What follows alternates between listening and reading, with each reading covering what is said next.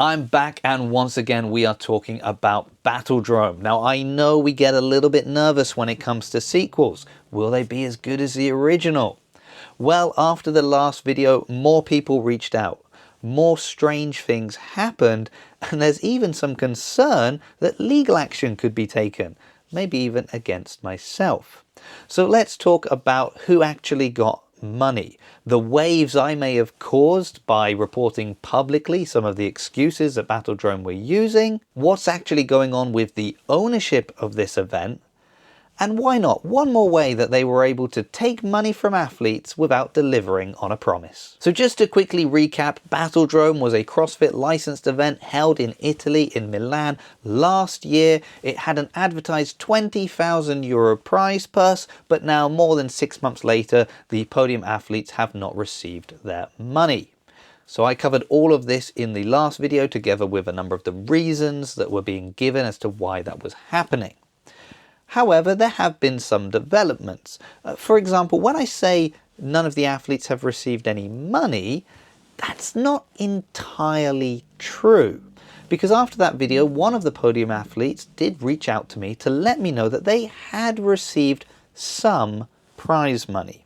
Now, they believe that this is because they had mutual connections with the organizer of the event, so they felt maybe an added pressure or obligation to provide something. And very much it is a token gesture. I believe they received about half the amount of the money that the person that finished the previous year in the same position got, despite the fact that the prize purse had increased from €15,000 to €20,000.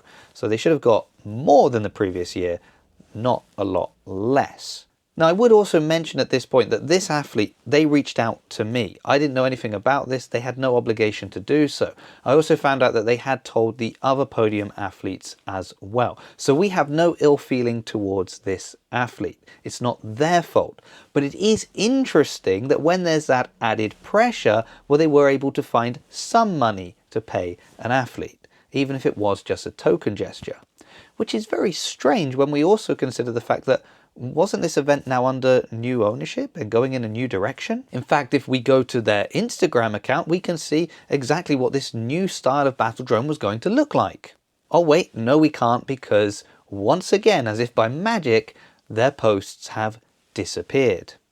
However, this time people were prepared and screenshots were taken. So it was being promoted as some kind of CrossFit street fight, maybe like a Reps Ahead gritty reboot. But when you clicked on any of the links, well, they would all take you back to the original website of BattleDrome or to the training program of the original owner and organizer of BattleDrome. In fact, if you go to the website of BattleDrome and you look through the privacy, you can see the owners there. You can see their tax code, or partita IVA. It's really important in Italy. Everything is tied to that. And in fact, we can see it is linked to their CrossFit box as well. If you go to the social media page of the CrossFit box, you see the organizer of BattleDrome featured there, even though their personal account is now set to private. So it looks like the ownership is still in the same hands. So if I was to speculate on all of this, and maybe just for legal reasons, I'll say give my opinion that isn't definitely fact, but just what potentially I think maybe is the case. Could it be that somebody used some hastily generated AI images to make it appear that BattleDrome was headed in a new direction under new management, and therefore they're not responsible for paying the athletes for the previous event? Well, who can say? Now, it would be easy to think that this money issue only really affects podium athletes. After all, there were many people that traveled to that event that didn't end up on the podium. There were probably people going to the event knowing beforehand they had no chance of ending up on the podium. And maybe they just wanted to go, have a good time, throw down with some friends. But perhaps they were hoping for, maybe even expecting, that after it was all said and done, they were going to find some nice pictures from the event. Maybe a picture so good it would make it onto their grid. Maybe it would even be their new profile picture. We know a lot of people, they like to go to events because they want to get those pictures from the competition floor. Well, of course, BattleDrome had some wonderful photographers taking pictures. And I can tell you that those photographers were paid. So at least someone got the money that they were promised. But where are these pictures? Well, I can tell you as well that the photographers, they don't have the pictures anymore. They gave all the pictures over to BattleDrome, and they have requested, please, people stop contacting them directly and asking for the pictures. They don't have them. BattleDrome has them. So where are they? Why can't we see them? Well, if you wanted access to these pictures, guess what? You had to pay a fee. It wasn't a lot, but it was a €3 a month subscription that would give you access to the pictures. Now, if you think, well, that's a lot, don't worry, they also promised you would get a nice patch as well. Well, even though some people had been subscribed for a couple of months, about only half the pictures were ever uploaded and no patches were ever received. But we're not here to talk about pictures, are we? You want to hear what could potentially get me in trouble. So here we go. Now, in the last video, I reported that one of the reasons given as to why BattleDrome was unable to pay the athletes was because actually a sponsor had failed to pay them. Now, the reason I said that is because I saw an email where they said just that. Here's the problem. Apparently that email was supposed to be confidential. It shouldn't have been shared. The information shouldn't have been discussed. In fact, there was a footer at the end of the email to say just this. Now, I'm no fancy hotshot lawyer, but I do have access to Google and common sense. And I know that you cannot force unilaterally confidentiality onto somebody.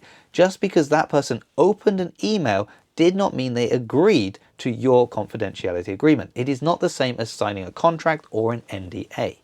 So if somebody chose to share that with other people and somehow that got back to me, I don't really see how that can be a legal issue. This feels less like a legitimate legal recourse and more like a scare tactic that is used to prevent people from speaking and sharing this information around. But why wouldn't they want you to share it? If a sponsor has behaved this way, why not be open about it? Well, maybe one reason is because you don't want to upset the sponsors that have fulfilled their obligations. Because if you just say a major sponsor, well, now I'm looking at the website and I'm picking out all of the sponsors, and my opinion is going to be affected about all of them. And this was a very real concern for the equipment partner, Xenius USA. They actually sent me an email with a press release. They included the documentation that they were sending to BattleDrome, where they were basically saying that they needed to publicly acknowledge that Xenius USA had fulfilled all of their obligations as a sponsor.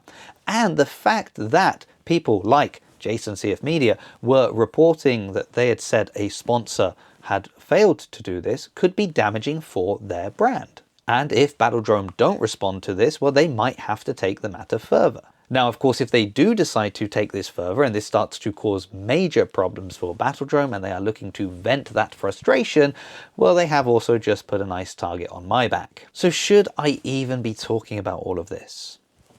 Well, absolutely, because as always, all I'm doing is reporting the facts as I am given them. Now, if, hypothetically, somebody were to deliberately put out inaccurate statements to try and get themselves out of this kind of predicament, and that then gets them into trouble, well, that is just a life lesson, the kind of thing I would try to teach my children. Now, of course, if I am misreading the situation and they were talking about another sponsor or something else, all they needed to do was reply to the email that I sent, or just reach out and tell me. Everybody else managed to. So while sadly I doubt that any of this is going to result in money suddenly appearing in the pocket of athletes, what I do hope is that when we talk about these things and we report on these things, in the future, if someone finds themselves in this kind of situation again, it will give them pause and think about how they really should handle the matter.